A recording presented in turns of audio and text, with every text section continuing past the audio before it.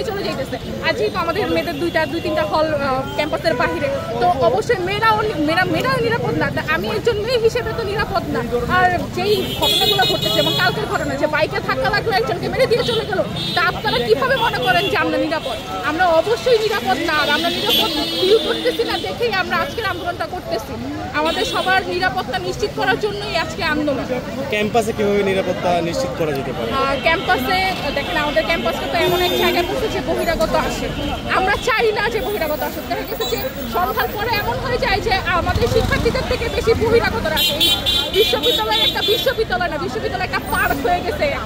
মানে ঘুরার জায়গা মানেই ঢাকা বিশ্ববিদ্যালয়, মানুষের কাছে ঘুরার জায়গা মানে ঢাকা বিশ্ববিদ্যালয়। আবার একটা দেখেন যে আমাদের বিশ্ববিদ্যালয়ের পাশেই আছে সরোয়ার্দী উদ্যান।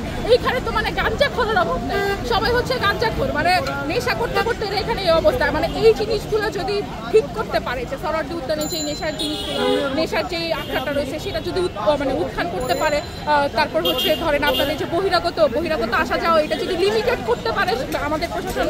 আর মানে ছুটির দিনগুলোতে, অবশ্যই ছুটির দিনগুলোতে যদি বহিরাগত একেবারেই বহিরাগত মুক্ত করতে পারে, তাহলে বোধ হয় যে আমরা কিছুটা হলেও স্বস্তি ফিল করবো। কারণ এতগুলো